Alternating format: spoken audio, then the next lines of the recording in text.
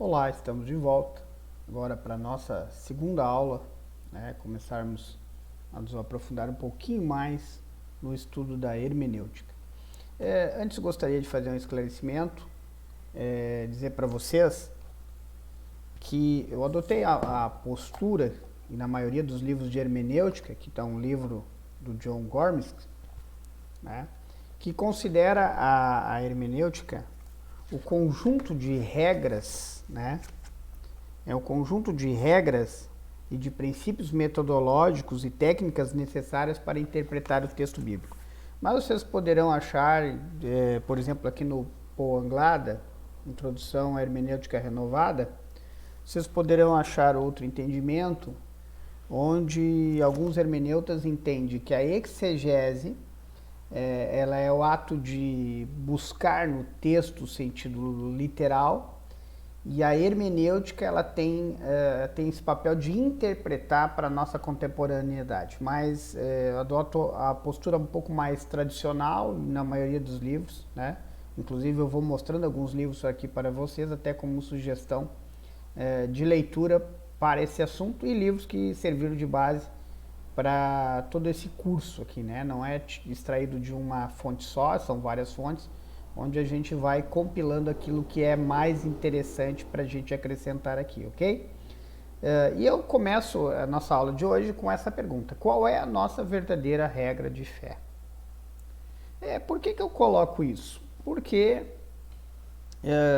embora pareça evidente, né? Parece muito evidente, a nossa regra de fé são as Escrituras, é a Bíblia Sagrada.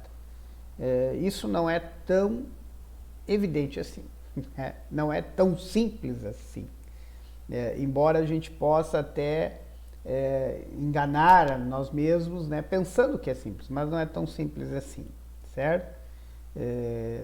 Claro que deveria, né, como mundo ideal, a nossa regra de fé, especialmente quando eu falo em nível de comunidade, de eclesia, deveria ser a Bíblia, né? Porque ela é o livro, é a revelação feita pelos pais do cristianismo e legado para nós, para toda a comunidade de fé há mais de 2000 anos, certo?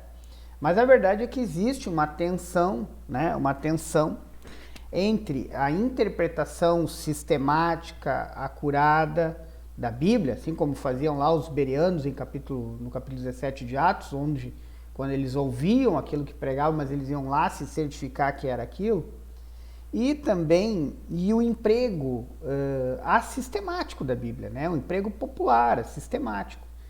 Quantos de vocês não vão nos seus cultos, né? Nas suas igrejas, e às vezes ali o pastor extrai um versículo e algumas vezes até lê um versículo e não prega nem sobre aquele versículo, né? E esquece aquele versículo e fala sobre todas as outras coisas menos aquilo que leu. Ou outras vezes lê aquele versículo, mas não emprega no sentido original, no contexto, né? Tira aquilo do contexto. Isso é muito natural, né? Tirar as coisas do contexto. E às vezes a gente esquece que a Bíblia ela não foi escrita dividida em capítulos e versículos. Isso é extremamente moderno. E capítulos ela foi dividida lá no final da Idade Média, né? E versículos posteriormente ainda. Então a Bíblia ela é escrita como um texto que tem que ser lido na sua integralidade. No momento que eu vou lá e pinço 1, 2 versículos, a chance de eu interpretá-los ou de eu aplicá-los erroneamente, ela é muito forte. Por isso que esse curso está direcionado justamente para essas questões da hermenêutica bíblica, para que a gente possa assentar, né, assentar sobre bases sólidas uma interpretação para a nossa vida, uma leitura da palavra de Deus para a nossa vida, né? Não é algo aqui só acadêmico, né? Se a gente não conseguir transpor as escrituras para a vida, isso até nem tem valor nenhum, tá? Toda leitura bíblica ela tem que ser transposta, né? Transposta para a prática, certo? Eu já disse para vocês que esse curso ele foi motivado, vamos dizer assim, a mola propulsora dele é aquela questão né, das escrituras, se devem ser atualizadas ou não.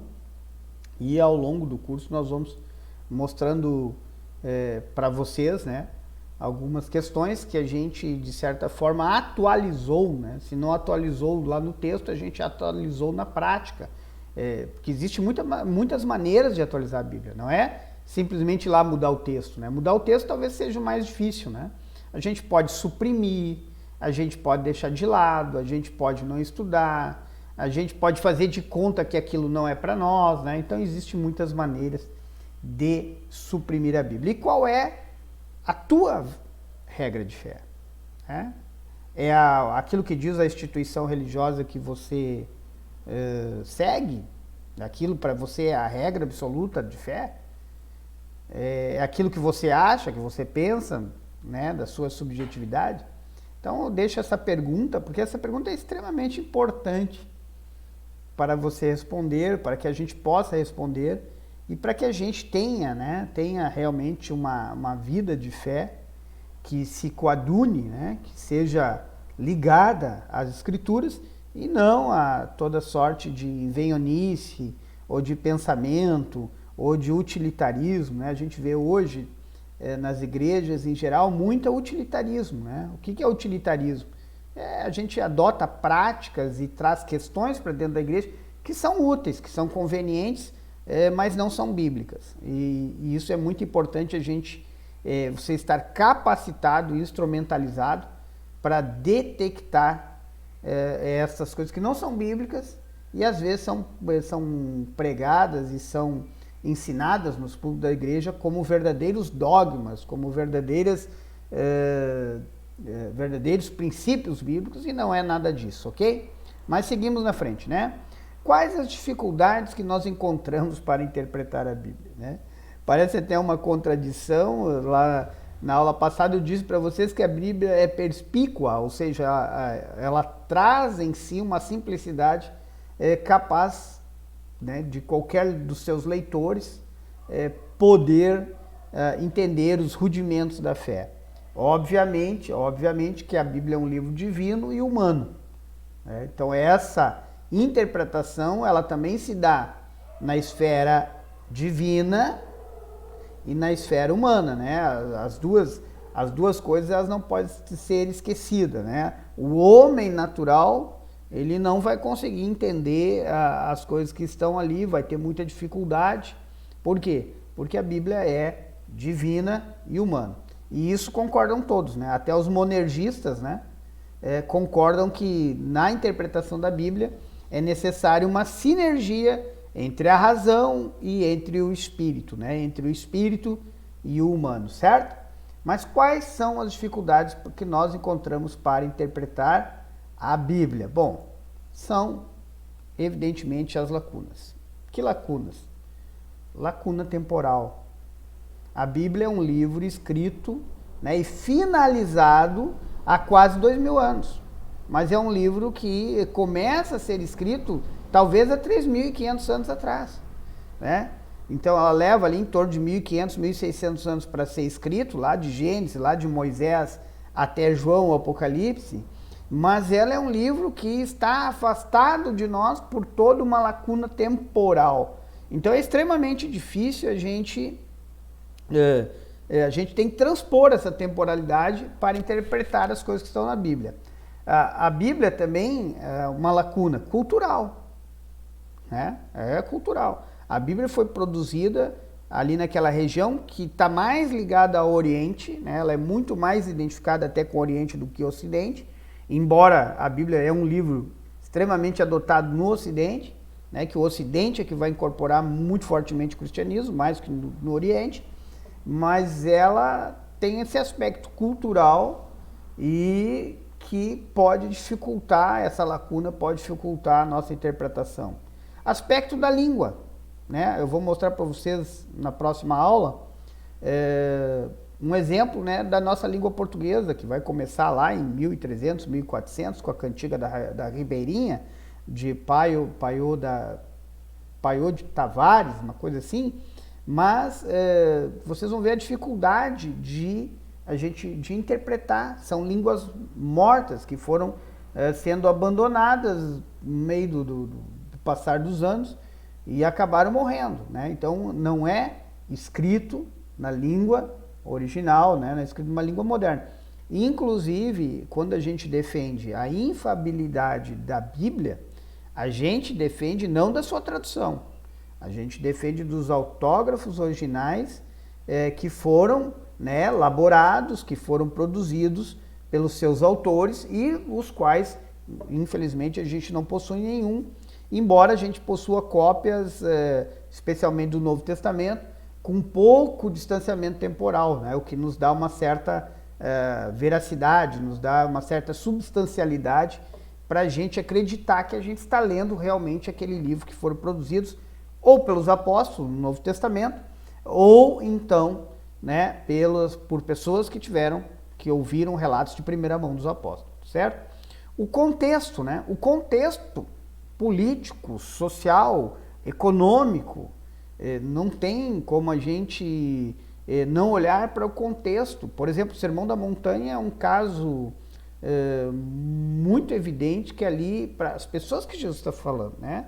São pessoas que têm dificuldade nas questões básicas da vida, né? Se a gente for ali ler as entrelinhas, Jesus não está falando para a elite, não está falando lá para os romanos, não está falando para a classe sacerdotal, para os fariseus, ele está falando para o povo ali que tinha dificuldades básicas de sobrevivência, muito diferente de nós aqui há 2000 anos, né, depois, e com todos os confortos modernos. Também a lacuna autoral, né, porque de certa forma a gente tem que entrar na cabeça do autor, né, embora existe, e a gente talvez vá ver lá no final do curso, é muito difícil a gente entrar na cabeça do autor, mas a gente tem que estar presente ali, entender a vida do autor e entender por que ele escreveu aquilo, né? Os autores da Bíblia, embora eles foram inspirados por Deus, mas eles não eram autômatos, né? Eles não eram robôs, a Bíblia não foi psicografada, né? Não foi psicografada pelo Espírito Santo, de forma que os autores simplesmente registraram ali aquilo que o Espírito Santo soprou sobre eles. Não, né? A Bíblia, Deus inspirou, mas usou o quê? As suas potencialidades, as suas habilidades, usou o seu mundo, o próprio Jesus, as parábolas de Jesus são um bom exemplo disso, onde ele usava as coisas que eram comuns daquela cultura, da cultura onde ele estava inserido, para explicar verdades celestiais. Então nós temos que entender também o aspecto autoral e a intenção, né? Muito importante a intenção. Por que é importante a intenção?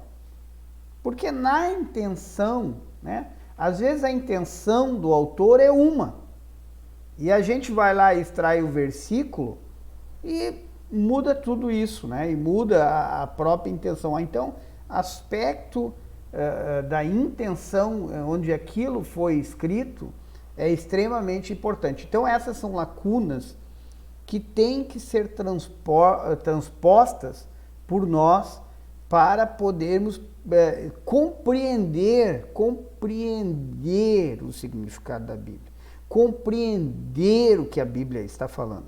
Porque o grande problema, escute aqui, preste atenção, querido irmão, querido aluno, você que está vendo esse vídeo.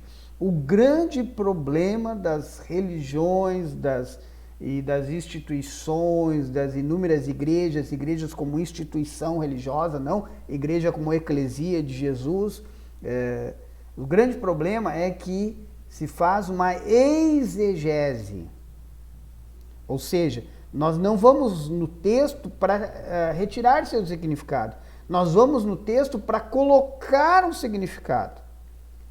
Então se faz muita exegese hoje e eu fico muitas vezes até perplexo que isso é passado como um dogma absoluto e isso não é verdade, ok? Então aguardo você para a próxima aula onde vamos nos aprofundar ainda mais nestas questões das lacunas que dificultam o nosso entendimento da Bíblia Sagrada. Até mais!